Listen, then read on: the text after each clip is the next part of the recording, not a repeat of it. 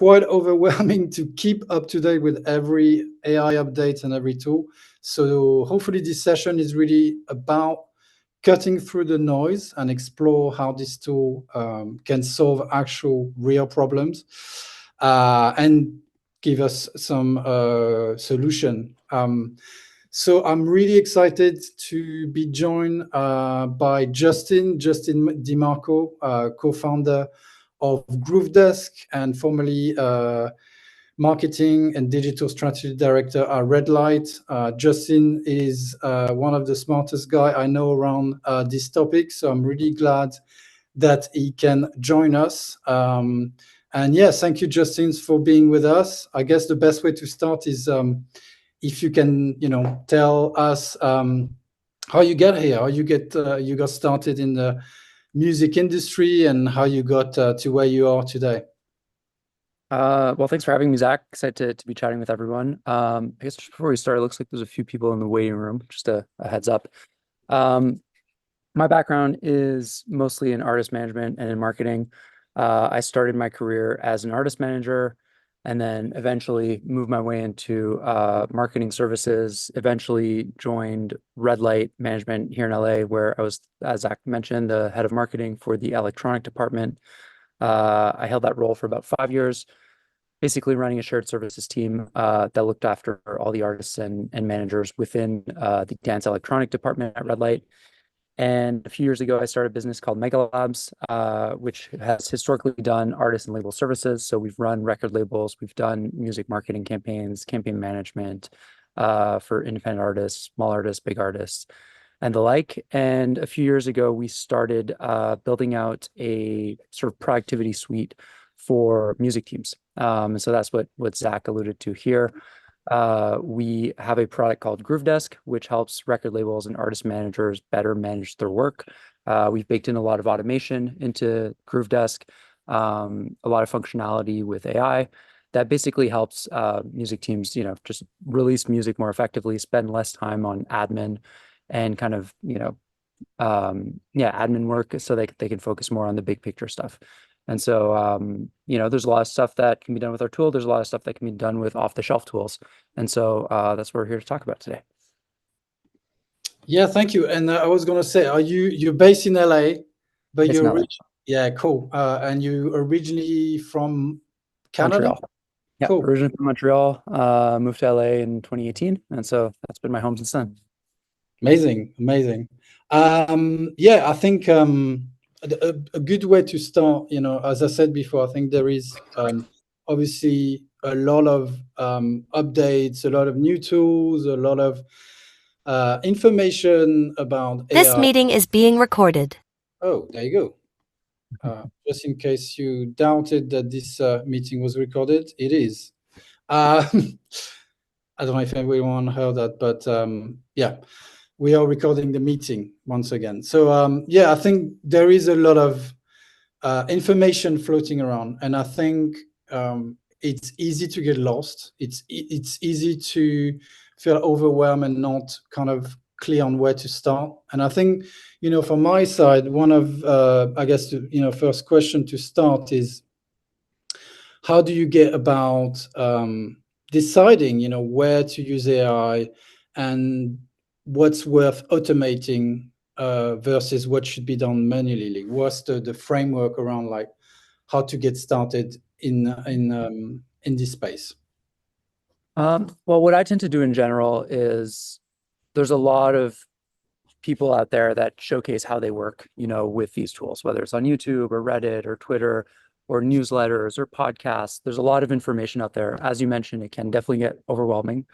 I think following kind of trusted voices is a good way to get started because those people will filter out some of the information for you and give you kind of real use cases that you can look at. From there, I tend to experiment a lot. If I see something that somebody's done, I'll try and recreate it myself, or it might give me an idea for, a workflow that is music specific. Maybe they have a workflow that's more kind of general marketing based or general admin based, and that'll give me an idea for something that I can do that's music industry specific. So I tend to experiment a lot. I tend to start small. I think part of the feeling of being overwhelmed is, okay, you see these crazy workflows that people build. But really, you can start small with just one simple thing that you might want to test out and automate. And if that works, you build on it instead of starting with this, kind of giant end vision.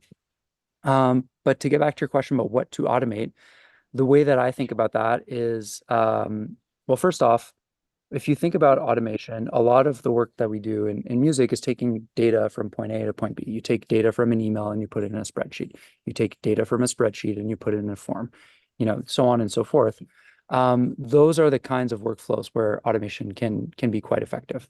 Another kind of workflow type that can be quite effective for automation is reformatting information, right?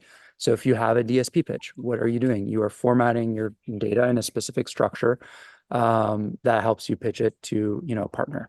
If you're writing a press release, you're reformatting, a bunch of information about the release and the artist in a specific format that works well for press. So reformatting, transferring data from point A to point B, those are good sort of candidates, I guess, for automation. And if we think about, our workflows in music, well, there's a lot that we do that kind of covers those two areas. So that's the first point. The second point I would think about is what is sort of the cross section of the things that you do often enough that it comes up again and again in your workflows. Going back to that previous example, DSP pitches. Well, every time we have a release, we're going to pitch it to DSPs. Every time we have a release, we might write a press release. Every time we have a release, we might report on the campaign, to the artist team and the manager and so on. So those are kind of workflows that come up again and again and again. So I would encourage you guys to kind of look at, all the things that you do on a day-to-day basis and what are the things that come up again and again and again. It's not worth automating something if it's just going to be a one-time, creative marketing campaign. But if it's a workflow that comes up, frequently, that's something that might be a good candidate. And then, looking beyond that, what are the things that are annoying to do, that are tedious, that take a long time, that you tend maybe to procrastinate on as a team? Those are probably the things that you don't want to do. So, if you can kind of look at that cross section of things that happen a lot, things that you don't want to do and that take a lot of time, and maybe things that, bring a lot of value to the artist and the business as a whole, that will kind of filter down the list, I guess, of things that might be good to automate. Yeah, I think that makes a lot of sense. And I think having a clear focus on identifying kind of relevant task is a really good way to start. But from your point of view, like, is there, example of like repeatable system that people can kind of borrow today, like, and what they can implement? I think, sometimes it's easy to overthink, and I love your kind of input of like just looking at the day to day and like what you're doing that can be kind of streamlined and automated, and what you do not want to kind of automate. But I think yeah, if there's other examples of like repeatable system that, whether it's a label or small team can start with. Are you looking for specific examples of like workflows to automate, or just like how to sort of think about creating repeatable systems? I think creating repeatable system, yeah. Um, I think the best way to do this is there's two parts. One is sort of getting in the mindset of the way that a sort of workflow automation will typically work is there's going to be a trigger. So when this happens, then there's an action. Do this. So when I receive an email, let's say from, I don't know, my distributor that has all the information about the release, save it into my spreadsheet, right? So the trigger is when I receive an email from Revelator, and then the action is save it into my Google Sheet. So as you kind of go down this list of various tasks and workflows, the sort of framework I encourage people to use is, what is the trigger? What is the thing that, causes the workflow to start, right? Well, I can't save anything into my spreadsheet until I get that email from you guys at Revelator. So when I get an email from Revelator, that is the trigger. And then the action is save it into my spreadsheet. Similar kind of example could be when I get an invoice from, I don't know, Meta, because I ran a campaign. save it into my accounting spreadsheet. So trigger and action is kind of the framework to use there. And then another component, I guess, I would think about as you're trying to figure out how am I going to build this is just looking for real world examples of, this is often is work that you've done already, right? You might have the spreadsheet that exists already. The structure is there. You might have many examples of emails that contain invoices. So starting to collect those examples, you might have many examples of DSP pitches you've done in the past.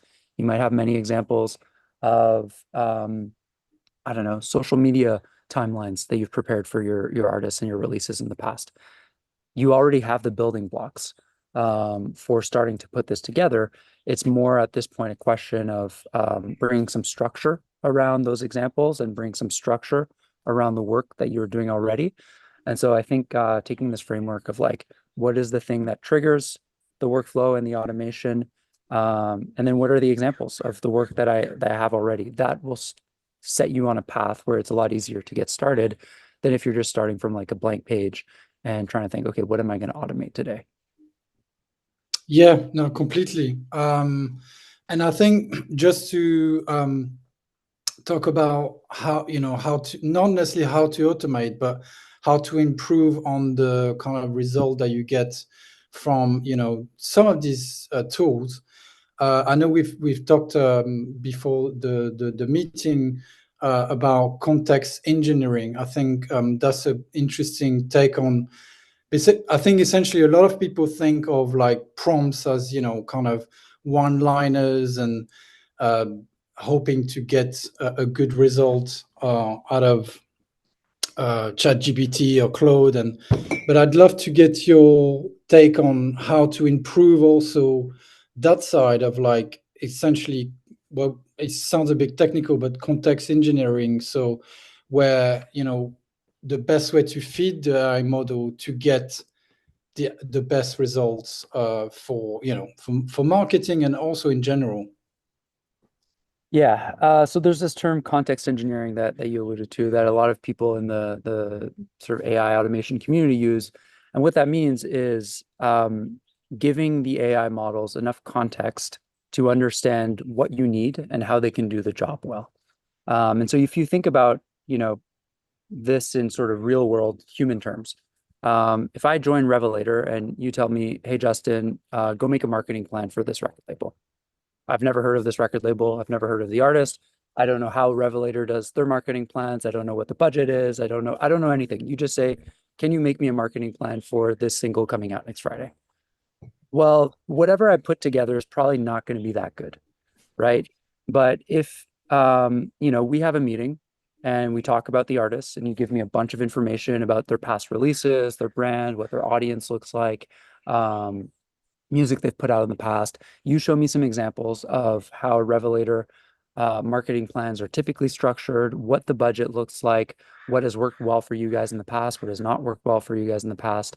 And then we go talk about a bunch of similar artists and what they've done. Well, all that context is going to give me much, much better insight into what exactly I need to do in order to do a good job. And so it's the same thing for these AI models. If they don't have the right context, they're just going to go down one path that may be the wrong path. And so this idea of context engineering is part of the job of working with these models is actually gathering all the information that they need. And again, going back to my point just earlier about gathering examples, you probably have all that context already. It's just maybe a little bit disorganized. It's in different places. It's in different documents. And so gathering that context, organizing it, and we'll show you guys some examples shortly of how you can do this in kind of a repeatable way. But this will give you much, much better results than if you just go into ChatGPT and you say, hey, give me a marketing plan for this release. Yeah, and I guess it's the same approach with a human. It's like if you ask someone something with no context, it's gonna be very hard to do a good job. So yeah, I love the kind of approach of like really thinking about how to give context and also be clear on like the goals and what you're trying to achieve. But just to also talk about what tools to use. Like once you got a good understanding of like, all this context engineering, your plan and what you want to do, what you could automate, how do you choose the right tools for the right task? Sometimes it's again quite overwhelming because there is a lot of different tools for different things. So if you have any like advice, on how to basically compare or even like use different AI models for different things. Yeah. I think a lot of it comes down to just using them, to be honest. Like Yeah. you can read about it, you can talk about it. At the end of the day, you just got to get your hands dirty and use different models from different companies. I would encourage people to look beyond just ChatGPT. ChatGPT is very good. There's a lot of great models that OpenAI has built. There's a lot of other great providers as well. There's a tool that or a model provider that I like quite a bit called Claude by a company called Anthropic. They're probably the biggest competitor to ChatGPT. Google has a great model in Gemini.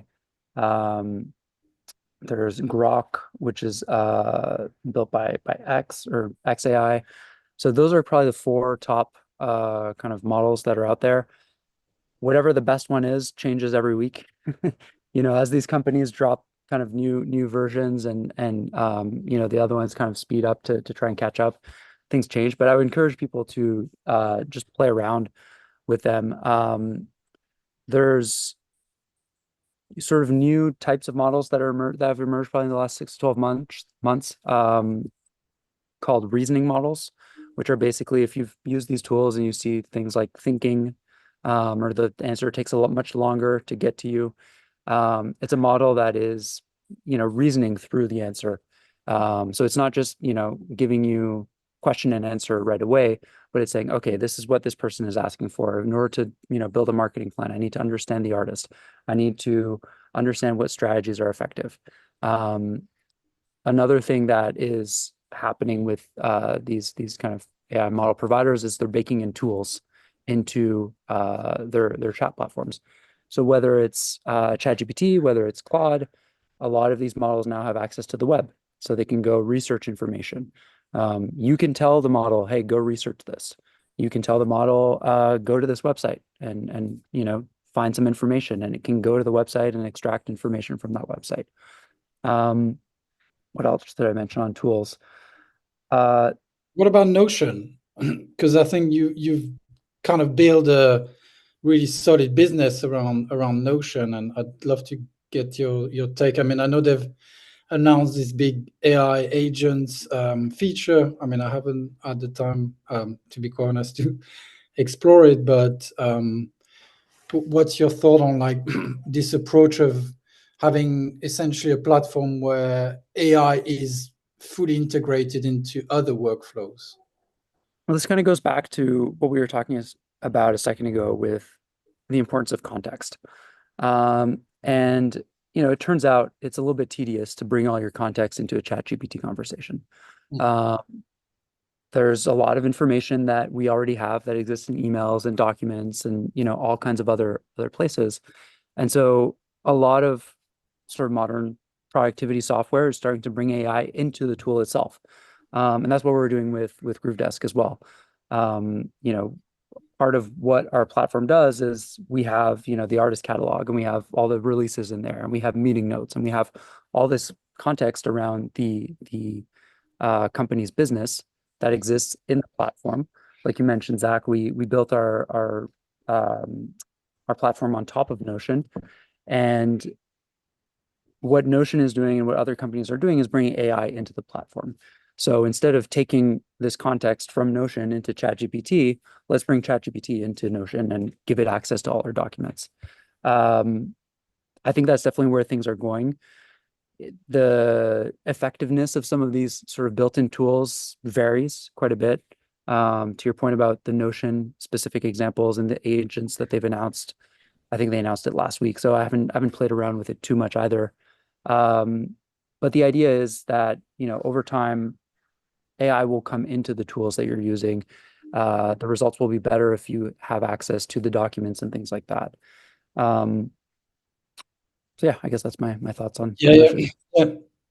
I mean, I fully agree with that. I think, I mean, us at Revelator, we're definitely working on new tools to integrate within the platform because we have, obviously, I mean, for analytics is one example that, is we have something coming soon where there is a lot of data. We have all the information and analytics and often it's quite overwhelming to actually go through data. So having AI as a tool to actually help you get the information that's relevant, whether it's like for helping you with marketing budgets or your next kind of release plan. I think it makes a lot of sense to integrate within what you have, so the context is as good as it can be. Essentially, I think that's a really good point. I wanted to touch base also in terms of, I mean, we've talked about tools, we've talked about context engineering and how to use them, but I'd love to go through maybe some examples of how you've personally like used some of them to build, whether it's like custom tools or projects with AI that really kind of can show the audience like how it works and yeah, just like concretely see it in action a little bit. I mean, we don't have to go into too much details, but I think it's always nice to see what people are doing with these AI tools for their day-to-day projects.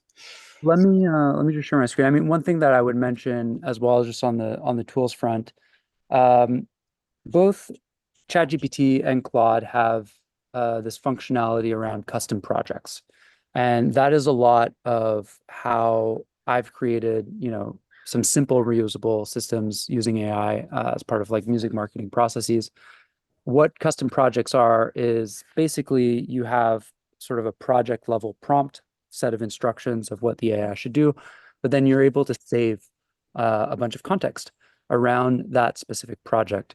So we'll go through a few examples, but some of the ways that I've used this include writing DSP pitches. So I have a high level instruction about how I'm going to write my DSP pitch, and I have examples of a bunch of past DSP pitches that I've written. And then when I go in the chat, I can say, hey, can you write me a DSP pitch about this specific release? Give the information about that release. And then the model knows exactly how to write it. It has some references from past examples, things like that. So I would really encourage people to use Claude projects, to use custom GPTs. And so a lot of the examples I'm going to show are, using these tools. So let me just pull this up. Yeah, hopefully you can share your screen. If you can't, just let me know. Can you guys see this? Yeah, I can. Yeah, that's great. So I'm on Claude.ai. See, I have this projects folder. So these are all my projects. And I have one for DSP pitching. And we've been using this, for, I don't know, dozens of releases. Like it's probably one of my most used ones. There's some high level instructions over here. So this specializes in crafting compelling pitches for new music releases, a bunch of instructions, so I'm asking it to ask me to provide any missing details about the new music release. So the artist name, the track title, the release date, the genres, some of the key themes. Then I input a marketing plan. So once I have my marketing plan, I'll just dump it in here. And then I basically tell it, use all this information, use all this context to create a pitch. And then I have some instructions about my pitch template. This is how I like to write my pitches. I write artist, song title. I'll write a short description of the track, some info about how we plan to promote the release, some data, recent or upcoming touring, merch drops, and then, Apple ID, Spotify URI, UPC, that sort of thing. So this is a basic pitch structure that I use when I send my email pitches to DSP partners. And then I have a bunch of examples. And this is, the structure I've used for years. So I have all these examples of pitches that I've written, over time that can be used as like a reference for the AI. So this is the high level instructions. And then when I go in here, I can just say, hey, help me write a DSP pitch for this release. And what I'll typically do is I'll just copy paste my marketing plan here. So I won't, do that here, but I don't know, I could pull one up here. I do this, this is as simple as this. All I do is write a pitch for this release. I mean, K and Mitch Oliver free out May 7th. And then I have my full marketing plan here that I've copy pasted. And so it has all the information about what we're trying to do. And then it just formats it for me. So, you can see here it's fairly well structured. It's following the instructions. Um, all I need to do from here is I just copy paste this. I put it in my email. I add a link. I might do a little bit of tweaking. This one looks a little bit long to me, so I'd probably like cut this down a little bit, but it has all the relevant information that I need. We can look at another one here. What do we have here? Looks like I had to do a little bit of back and forth here, so we won't go through the full chat, but let's see this one perhaps. Again, same idea. Can you write a DSP pitch? And it's just the exact structure that I like to use here. I asked it to do a version tailored for Apple. And Apple typically likes you to send the information about the release in a table in this format. And so I have further instructions in my overall project notes here about how to sort of specify this for Apple. Show you guys a few. Sorry, go ahead. No, I love it. I think for anyone who's kind of been doing this work around marketing and pitching to DSP, this is really great because there is a lot of repetition. There is a lot of challenges around getting the right format and getting the right information structure in the right way. And as you mentioned, like each DSP might require different formatting and slightly different information. And I think this is a perfect example of a quick win of like how to save the tedious task that we don't want to do and focus on the creative task, which is, obviously working closer around creative campaigns and having a really solid marketing strategy and plan for the album or for the release that you're working on. But yeah, no, I really love this approach. Exactly. To my point earlier, what this task is essentially is just a formatting task, right? We've done the work of making the marketing plan, of talking with the artist team, of figuring out how we're going to spend our budget, what we're going to do to promote this release. Our pitch is really just formatting all that information in a very short kind of structure that we can then email out to partners so that they have sort of the highlight reel. But this is the kind of task that's good for AI because I'm not recreating, a whole marketing plan from scratch. I'm just taking my existing work and formatting it in a way that works well for DSP editors. Another one that I use is this project blurb, sort of cloud project. Basic idea is when we write our marketing plans, we'll give a little bit of information about kind of the what the track sounds like and just kind of just like a little blurb about the release. And so again, I have high level instructions. I gave this project a role. You're an editor from the New York Times, so we wanted to write well. And basically tell this project what it should do. So this is your role. These are the guidelines. The task is to write a project brief for the following release. And when you are given this task, if you don't have this information, ask me for it. And then again, some examples, right? So just going back to like this idea of examples, we've written a bunch of these in the past. We write them ourselves. They always kind of follow the same sort of structure, right? Where, we're giving a little bit of information about the artist and talking about why this song is exciting and what it sounds like and all that kind of stuff. So I have a bunch of examples here. And then now when I want to write one of these, I can just jump in here and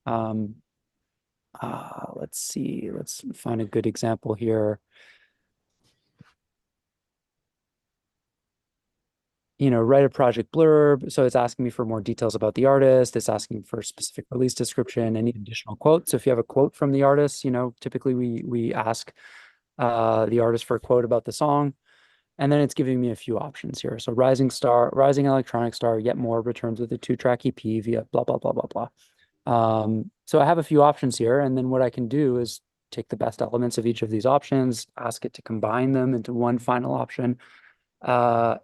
It's not necessarily going to give me 100% exactly what I'm going to use, but it's getting me close enough that it might take me, 5 or 10 minutes of editing versus, maybe 20 or 30 minutes of writing something from scratch.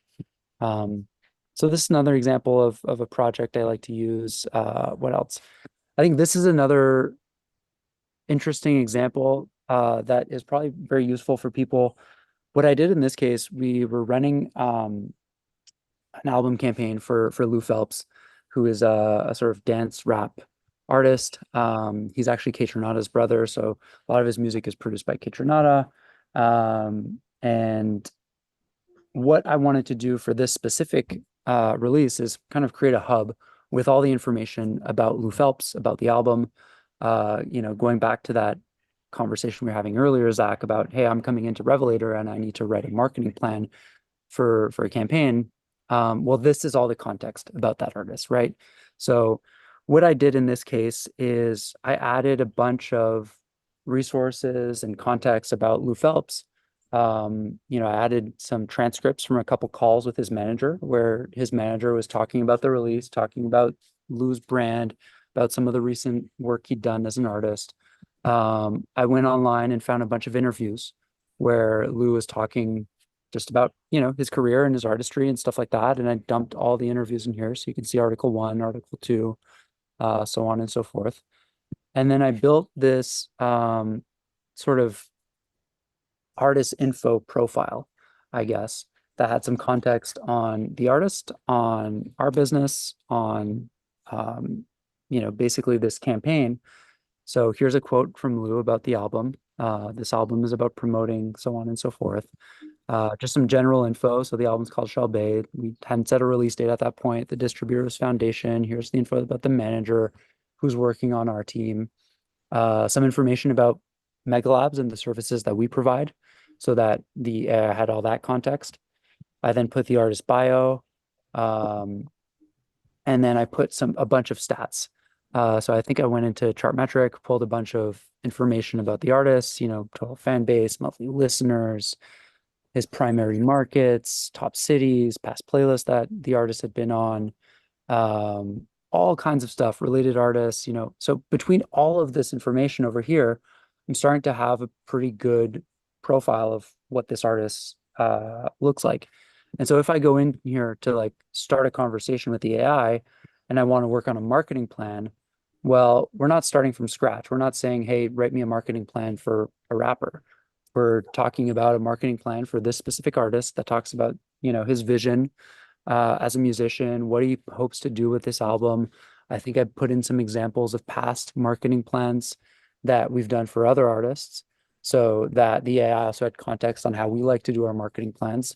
And now I'm really starting from, a much, much richer base of information. And the quality of the response is going to be much better. So let's get into, some answers here. This is starting to be a structure that is much more interesting. So we're talking about project overview, brand strategy, campaign structure, pre-release, release phase, post-release, looking at market specific tactics, looking at different channels. There's a lot here, and this was an okay start, but then I kind of follow up with it. I think that's another, point of recommendation that I'd give people is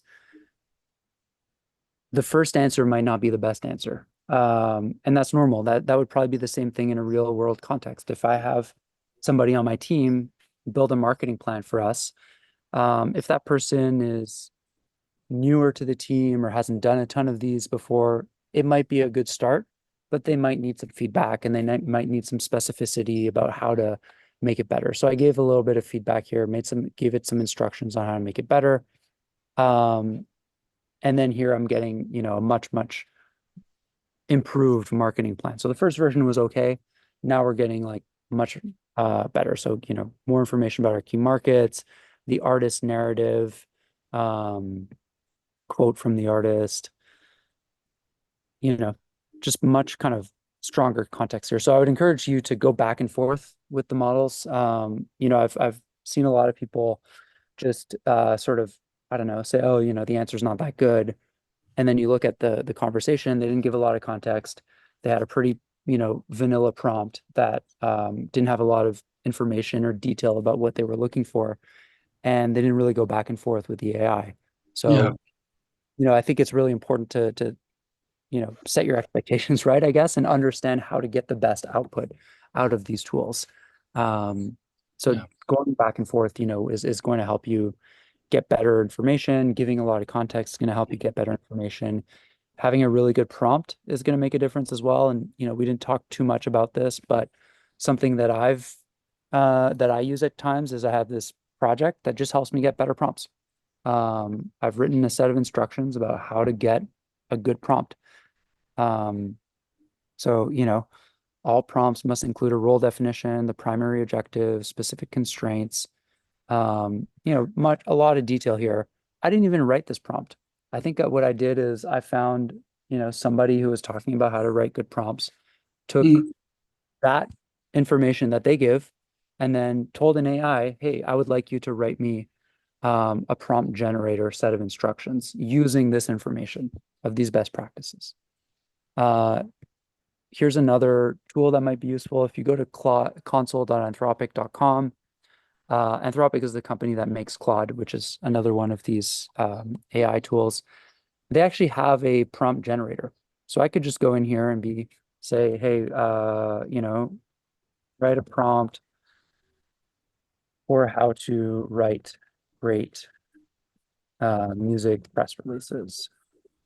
This is it. If I were to put this in ChatGPT or in Claude, just this, set of instructions, it probably wouldn't be that great. But if I use this prompt building tool that Claude provides us with, they're going to take my prompt and improve it. So you can see here, this basic prompt that I gave is now much further extended with all the kind of prompt best practices. So if I were to use this improved prompt, let's call it, my results would probably be much better. So this is a tool that you can use. I would encourage you to try it out. But you don't even need to use this. You can just go into ChatGPT or in Claude and say, improve this prompt and Yeah. write the very simple prompt that you're starting with. So again, kind of going back to this idea of starting small, maybe you have a very small idea of, I want to create a system to help me write social media copy or social media templates. And so what you might do is you might go into Claude and you might say, hey, I'm trying to create a Claude project that can help me. Why don't we just do it? uh, let's just do it. So I would create a new project. I'll call it social media timeline generator, let's say. And I would say right now I have 0 instructions, 0 examples, but I could say something like, I'm trying to create a social media timeline generator project in Claude projects. Can you, let's say, this is specifically for music releases. I want to put in a release and have a day-by-day campaign breakdown with posts and social copy.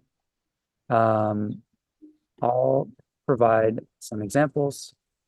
Can you write the system level instructions for this so we get great output? This here is extended thinking. So this is what I was talking about earlier in terms of like the reasoning models. This is a pretty important task, so I think it's worth keeping this on. And then over here, we have a selection of which models from Anthropic that we want to use. Opus is their most powerful model. So I'll use that. We'll see what happens. So we'll give this a second, but what I'm probably going to do after this is I'll just copy paste the instructions over here.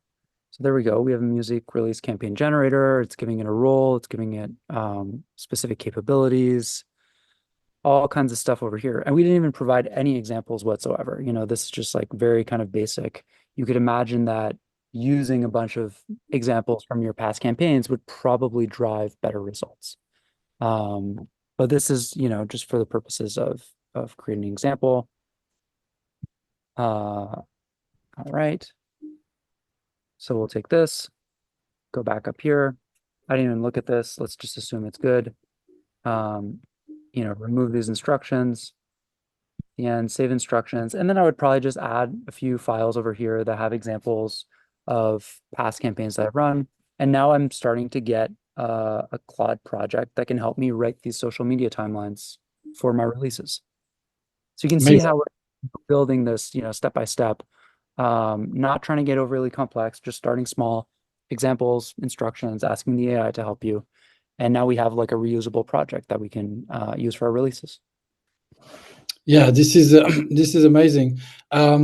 Just a quick question on the differences between a Claude project and custom GPTs in ChatGPT. Like, what are the subtleties between these customizable, let's call it GPTs, or do you know what are the differences? Like, how, or is this kind of pretty much the same thing, but it depends what you kind of feed them in terms of information and prompt as well. They're pretty similar. I do use the custom GPTs occasionally as well. I think the biggest difference, well, I like Claude because I think the writing, to me, it sounds more human. Yeah, So if you've noticed, a lot of these project examples that I've shown, not all of them, but a lot of them relate to writing, right? If we're talking about a DSP pitch or a project blurb. I even have some for press releases, things like that. So those, because I think the writing is a little bit better, it sounds, just more natural. I tend to use Claude for those kinds of tasks. But ChatGPT has a similar feature. I can try and find one here. The biggest difference is, let me just pull this up. Can you guys see my screen here? yeah, I have one here called Label Finder. And the biggest difference here is that with custom GPTs, you have the same functionality. You can, give a set of instructions, give a bunch of context and examples. For example, here you can upload files, right? I have my set of instructions over here. One of the big differences is that you can give this custom GPT the ability to perform actions. And what I mean by actions, or what they mean by actions, is sort of, write code or execute code, rather. So in this case, I'm connecting this custom GPT to an external API, connecting it to the Spotify API.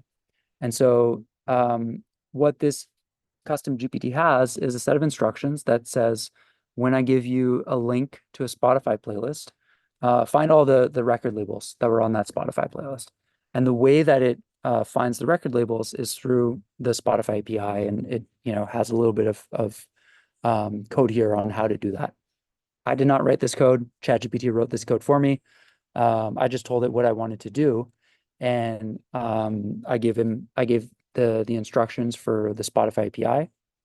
Said, hey, I want to, this is the workflow I'm trying to build. I want to put in a Spotify playlist, and I want to use the Spotify API to extract all the record labels from that playlist. I'm creating a custom GPT. Can you write the code for me to do this? So I wrote the code. I gave it instructions. I think I probably used ChatGPT to write the instructions as well. And now I have this tool, this custom GPT, where I can take a Spotify URL for a playlist. And I'll show you guys how this works in a second. Let me just grab a playlist here.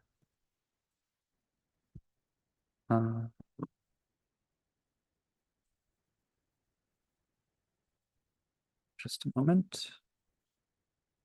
Yeah, I can give it this playlist URL. And what it will do is it has the instructions. It wants to execute this code. It's asking me to confirm it can do it. And then it's running the code. And what it's going to do, it's going to look at every single song in this playlist, use the Spotify API to identify all the record labels on this playlist. So, I think this is something that's really interesting with custom GPTs, You could imagine other workflows where maybe you are working with a custom GPT to create a marketing plan and you're connecting it to Google Docs. And you say, hey, I have all these instructions for how to build my marketing plan. When it's done, I want to send my marketing plan to a Google Doc. Or, going back to this example of Revelator is sending me information about a release. I want to put it in my spreadsheet where I keep track of all my releases and all my metadata. Well, maybe I would build a custom GPT that has a connection to Google Sheets, for example, and give a set of instructions of, hey, when I copy paste an email from Revelator, here are a bunch of examples of what the emails look like. I want you to put all the information in the right columns in my spreadsheet. Here's how it's formatted. You can ask ChatGPT to help you write the code. You can probably find examples online of people who've done this. So, you start to realize that there's a lot of very interesting ways that you can kind of use these tools to create more complex workflows. These are very simple workflows, right? We're just going to the Spotify API and extracting data. There are also tools like Zapier, like N8N, where I can actually build longer kind of workflows and chain a bunch of tools together. It's maybe a little bit more advanced for the purposes of this specific conversation. But as you start to get familiar with these tools, I would encourage you to explore other tools like N8N, like Zapier, or make.com that allow you to build, longer automations that have multiple steps, right? In this case, the steps is like when this happens, when I add a playlist, right? The trigger, when I add a playlist URL, and then the action is go find all the labels. But you can imagine a longer workflow where maybe it's built in something like Zapier and N8N, and the trigger is, hey, when I add a playlist, go find the labels, and then for every single label, go find the artist roster. And then, for all those labels and artist rosters, add them to a spreadsheet. We're chaining multiple steps together. So these are very kind of simple workflows that have, only a handful of steps. If you're looking to build more complex workflows, and again, I would encourage you to start small and build on top of the small thing that you've started. But if you're building more complex workflows, you could use a tool like Zapier or like N8N to do that. Yeah, this is amazing. Thank you. I mean, just on the Zapier, make.com, and N8N, these are essentially ways to build kind of really complex automation and integrate some of these tools like ChatGPT, like Claude, like I guess Google Documents, or basically pretty much anything, right? And Yeah. I'd like to think is more like a complex kind of Lego approach where you slowly build with a few bricks, and then you can kind of have a really more complex workflows. But yeah, I think I can, it's to good shed to. color on this. I know it's a bit more advanced, and so Yeah, just to shed some color on this, this is we have some functionality inside Groovedesk to automate release reports, and we use N8N to kind of power that workflow. And what we're doing in that case is we're pulling data from Songstats, we're pulling data from Spotify, we're pulling data from Google Search, we're formatting and organizing all that data, and then we're sending it back into Groovedesk. And so you can, we're not hosting any code ourselves. We're using kind of external tools that are connected to our platform to do this, but you can build really advanced stuff. This is an example of like an automated report that takes 1 or 2 minutes to generate, and that has all the Spotify editorial, the, DSP editorial, press coverage, DJ support, because we work with a lot of dance artists. And this is using off-the-shelf tools. And so, you can start to do really advanced stuff using these tools and kind of, chaining them together to build more complex workflows. You don't have to know how to program or how to, write code yourself. The AIs can help you do that. So as you start to get kind of deeper into testing things out and experimenting and learning how to use these tools, you'll probably get a lot of ideas as well for new things that you can do that you might not have been aware of before. Yeah, absolutely.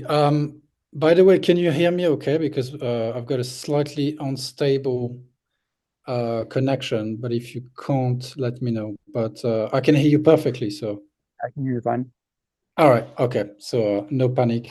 But yeah, I think this is really an amazing example of, what these tools can do to essentially save time and really focus on the more creative tasks that I think we all want to kind of do. And it's just a way to streamline our work as marketers to really do a better job and free our time to to be more efficient. So I think, yeah, thank you for sharing that. I think as the audience kind of see that is important to can see example of like what you can build, whether it's like quite complex or not. I think it takes time and you need to practice, and probably, as you said in the beginning of the webinar, it's like get your hands dirty, try to really experiment and use the tools. I think there's just no way around it. Is instead of trying to find the best tool and read about the latest update, and is better to actually get started, experiment, see what works, see what is kind of blocking you, and try to educate yourself as much as possible. I mean, I think from my side, it's good to also mention that there are really good resources that are free, covering a lot of these topics, whether it's like Google AI courses or Anthropic, I think it's called Fluency Program. There's the OpenAI Academy.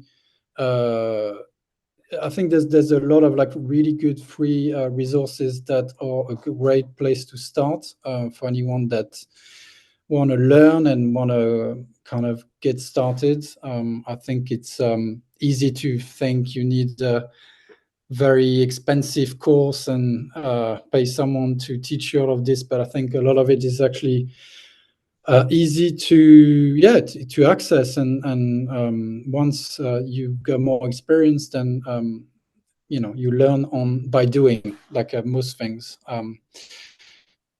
So yeah, I think this is the perfect example of what's possible just scratching the surface. So yeah, thank you again for showing like real examples. I think that's really important.